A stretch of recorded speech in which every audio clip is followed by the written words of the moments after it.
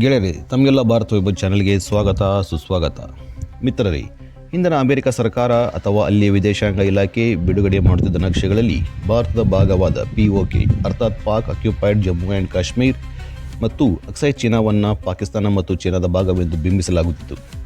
ಆದರೆ ಬದಲಾದ ಕಾಲಮಾನದಲ್ಲಿ ಭಾರತವಿಂದು ಬಲಿಷ್ಠ ಭಾರತವೆಂದು ವಿಶ್ವಗುರು ಎಂಬ ಮಾನ್ಯತೆಯನ್ನು ಪಡೆದಿದ್ದು, ವಿಶ್ವದ ಅಗ್ರಮಾನ್ಯ ರಾಷ್ಟ್ರಗಳ ಸಾಲಿನಲ್ಲಿ ಇಂದು ಭಾರತ ನಿಲ್ಲುತ್ತಿದ್ದು ಆರ್ಥಿಕವಾಗಿ ಸಾಮರಿಕವಾಗಿ ಬಲಾಢ್ಯವಾಗಿದೆ. ಭಾರತದೊಂದಿಗೆ ಪ್ರಪಂಚದ ಎಲ್ಲ ರಾಷ್ಟ್ರಗಳು ವೇದಿಕೆಯನ್ನು ಹಂಚಿಕೊಳ್ಳಲು ಬಯಸುತ್ತಿದ್ದು, ವ್ಯಾಪಾರ ಕ್ಷೇತ್ರದಲ್ಲಿ, ವೈಜ್ಞಾನಿಕ ಕ್ಷೇತ್ರದಲ್ಲಿ, ರಕ್ಷಣಾ ಕ್ಷೇತ್ರದಲ್ಲಿ ಭಾರತದ ಪಾಲುದಾರಿಕೆಯನ್ನು ಬಯಸುತ್ತವೆ. ಭಾರತ ಭೂಭಾಗವನ್ನು ತಮ್ಮ ಶತ್ರು ರಾಷ್ಟ್ರಗಳ ನಕ್ಷೆಯೊಂದಿಗೆ ತೋರಿಸಿ ಮುಗುಳು ನಗುತ್ತಿದ್ದ ರಾಷ್ಟ್ರಗಳು ಇವತ್ತು ಭಾರತಕ್ಕೆ ಸ್ನೇಹ ಹಸ್ತವನ್ನು ಚಾಚುತ್ತಿದ್ದು ಭಾರತದೊಂದಿಗೆ ಗುರುತಿಸಿಕೊಳ್ಳಲು ಬಯಸುತ್ತವೆ.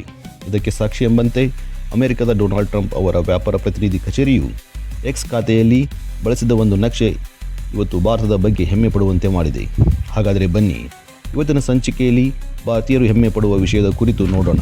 ನೀವಿನ್ನೂ ನಮ್ಮ ಭಾರತ ವೈಭವ್ ಚಾನಲ್ನ ಸಬ್ಸ್ಕ್ರೈಬ್ ಮಾಡಿಲ್ಲ ಅಂದರೆ ಕೂಡಲೇ ಸಬ್ಸ್ಕ್ರೈಬ್ ಮಾಡಿ ನಮ್ಮನ್ನು ಬೆಂಬಲಿಸಿ. ಇಂದಿನ ಅಮೆರಿಕ ಸರ್ಕಾರದ ವಿದೇಶಾಂಗ ಇಲಾಖೆಯು ಬಿಡುಗಡೆ ಮಾಡುತ್ತಿದ್ದ ನಕ್ಷೆಯಲ್ಲಿ ಭಾರತದ ಭೂಭಾಗವನ್ನು ಪಾಕಿಸ್ತಾನದ ನಿಲುವಿಗೆ ಅನುಗುಣವಾಗಿ ಪಾಕಿಸ್ತಾನದ ನಕ್ಷೆಯಲ್ಲಿ ತೋರಿಸಲಾಗುತ್ತಿತ್ತು. ಅರ್ಥಾತ್ ಪಾಕ್ ಆಕ್ರಮಿತ ಕಾಶ್ಮೀರವನ್ನು ಪಾಕಿಸ್ತಾನದ ಭಾಗವೆಂದು ನಕ್ಷೆಯ ಮೂಲಕ ಜಗತ್ತಿಗೆ ಸಾರುತ್ತಿತ್ತು. ಆದರೆ ಭಾರತ ಯಾವತ್ತೂ ಪಾಕ್ ಆಕ್ರಮಿತ ಜಮ್ಮು ಕಾಶ್ಮೀರ ಭಾರತದ ಅವಿಭಾಜ್ಯ ಅಂಗವೆಂದು, ಅದರ ಪ್ರಾದೇಶಿಕ ಹಕ್ಕುಗಳಿಗೆ ಯಾವುದೇ ಬಾಹ್ಯ ಶಕ್ತಿಯಿಂದ ದೃಢೀಕರಣದ ಅಗತ್ಯವಿಲ್ಲವೆಂದು ಭಾರತ ನಿರಂತರವಾಗಿ ಸಮರ್ಥಿಸಿಕೊಂಡು ಬಂದಿದೆ. ಭಾರತವನ್ನು ತನ್ನ ಕಪಿಮುಷ್ಟಿಯಲ್ಲಿ ತನ್ನ ತಾಳಕ್ಕೆ ತಕ್ಕ ಹಾಗೆ ಕುಣಿಯುವಂತೆ ಮಾಡಲು ಈ ರೀತಿಯ ಕುಮ್ಮಕ್ಕನ್ನು ನೀಡಲಾಗುತ್ತಿತ್ತು. ಹಾಗಾದರೆ ಅಮೆರಿಕದ ಈ ಟರ್ನ್ಗೆ ಕಾರಣವೇನು? ಜಾಗತಿಕ ಮಟ್ಟದಲ್ಲಿ ಭಾರತವನ್ನು ನೋಡುವ ದೃಷ್ಟಿಕೋನ ಬದಲಾಗಿದ್ದು, ಭಾರತವು ರಾಷ್ಟ್ರ ಮೊದಲು ಎಂಬ ಪಾಲಿಸಿಗೆ ಅಂಟಿಕೊಂಡಿದೆ. ಇತರೆ ರಾಷ್ಟ್ರಗಳ ಒತ್ತಡಕ್ಕೆ ಮಣಿಯದೆ ಭಾರತ ಇಂದು ಆತ್ಮನಿರ್ಭರವಾಗಿದ್ದು 4ನೇ ಜಾಗತಿಕ ಆರ್ಥಿಕ ಶಕ್ತಿಯಾಗಿ ಬೆಳೆದಿದೆ. ಭಾರತದ ಜನಸಂಖ್ಯೆಯನ್ನು ಶಾಪವೆಂದು ಪರಿಗಣಿಸದೆ ಅವಕಾಶವೆಂದು ಜಗತ್ತಿಗೆ ತೋರಿಸಿದೆ. ಜಾಗತಿಕ ಮಟ್ಟದಲ್ಲಿ ಇತರೆ ರಾಷ್ಟ್ರಗಳ ಆರ್ಥಿಕತೆ ಕುಸಿಯುತ್ತಿದ್ದರೂ ಭಾರತದ ಆರ್ಥಿಕ ಪರಿಸ್ಥಿತಿಯು ಸದೃಢವಾಗಿದೆ. ಆದ್ದರಿಂದ ಭಾರತದ ಮಾರುಕಟ್ಟೆಯನ್ನು ತಮ್ಮ ಸರಕುಗಳ ಮೂಲಕ ಆವರಿಸಲು ಇತರೆ ರಾಷ್ಟ್ರಗಳು ಯತ್ನಿಸುತ್ತಿವೆ. ಇದಕ್ಕೆ ಸಾಕ್ಷಿಯಾಗಿ ಭಾರತದೊಂದಿಗೆ Britain, Canada, European union, Gulf ರಾಷ್ಟ್ರಗಳು ಮುಕ್ತ ವ್ಯಾಪಾರ ಒಪ್ಪಂದಕ್ಕೆ ಸಹಿ ಹಾಕುತ್ತಿದ್ದು, ಇದರಿಂದ ಕಳವಳಗೊಂಡ ಅಮೆರಿಕ ಭಾರತದ ಮೇಲೆ ವಿಧಿಸಲು ಮುಂದಾಗಿದ್ದ ಸುಂಕಾಸ್ತ್ರವನ್ನು ಬದಿಗೆ ಇಟ್ಟು ಭಾರತದೊಂದಿಗೆ ವ್ಯಾಪಾರ ಒಪ್ಪಂದಕ್ಕೆ ಸಹಿ ಹಾಕಲು ಮುಂದಾಗಿದೆ. ಭಾರತವು ರಷ್ಯಾ ದೇಶದಿಂದ ಕಡಿಮೆ ಬೆಲೆಗೆ ತೈಲವನ್ನು ಖರೀದಿಸುತ್ತಿರುವುದರಿಂದ ರಷ್ಯಾ ದೇಶವು ಯುಕ್ರೇನ್ ರಾಷ್ಟ್ರದಲ್ಲಿ ರಕ್ತವನ್ನು ಹರಿಸುತ್ತಿದೆ ಎಂದು ಭಾರತದ ಸರಕುಗಳ ಮೇಲೆ 50% ಸುಂಕವನ್ನು ಹೇರುತ್ತಿತ್ತು.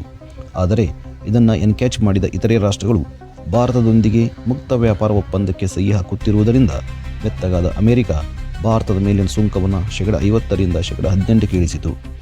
ಅಷ್ಟೇ ಅಲ್ಲ, ಈ ಒಪ್ಪಂದದ ಪ್ರಕಾರ ಪಾಕ್ ಆಕ್ರಮಿತ ಜಮ್ಮು ಕಾಶ್ಮೀರ ಭಾಗವನ್ನು ಭಾರತದ ನಕ್ಷೆಯಲ್ಲಿ ತೋರಿಸಲು ಸಮ್ಮತಿಸಿ ನಕ್ಷೆಯನ್ನು ಬಿಡುಗಡೆ ಮಾಡಿದೆ. ಇದೇ ವಿಚಾರವನ್ನು ಮುಂದೆ ಮಾಡಿಕೊಂಡು ಭಾರತ ವಿರೋಧ ಪಕ್ಷಗಳು ಭಾರತದ ವಿದೇಶಾಂಗ ನೀತಿಯನ್ನು ವಿರೋಧಿಸುತ್ತಿದ್ದವು. ಈಗ ವಿರೋಧ ಪಕ್ಷಗಳ ಒಂದು ಅಸ್ತ್ರ ಕಳಚಿದೆ.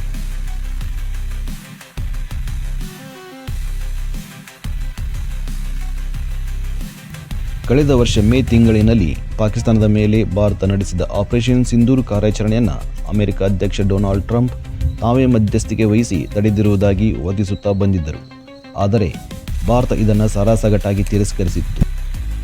ಭಾರತದ ಆರ್ಥಿಕತೆಯನ್ನು ಜರೆದಿದ್ದ ಟ್ರಂಪ್ ಭಾರತದ ಆರ್ಥಿಕತೆಯನ್ನು ಡೆಡ್ ಎಕಾನಮಿ ಅರ್ಥಾತ್ ಸತ್ತ ಆರ್ಥಿಕತೆ ಅಂತ ಟೀಕಿಸಿದ್ದರು.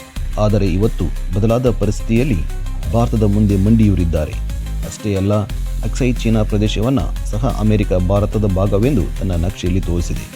ಇದಕ್ಕೆ ಅಲ್ವ ಹೇಳುವುದು, ಸಮಯ ಯಾರ ಅಪ್ಪನ ಮನೆಯ ಸೊತ್ತಲ್ಲ, ಸಮಯ ಎಲ್ಲರಿಗೂ ಬರುತ್ತೆ, ಕಾಯುವ ತಾಳ್ಮೆ ನಮ್ಮದಾಗಿರಬೇಕು ಅಷ್ಟೇ. ಇದು ಮಿತ್ರರೇ, ಬದಲಾದ ಕಾಲಘಟ್ಟದಲ್ಲಿ ಅಮೆರಿಕ ಬಿಡುಗಡೆಗೊಳಿಸಿರುವ ನಕ್ಷೆಯ ಕುರಿತು ಸಂಕ್ಷಿಪ್ತ ಮಾಹಿತಿ. ಮತ್ತೆ ಹೊಸ ವಿಷಯದೊಂದಿಗೆ ನಿಮ್ಮ ಮುಂದೆ ಬರ್ತಾನೆ. ಅಲ್ಲಿವರೆಗೂ ಜೈ ಹಿಂದ್.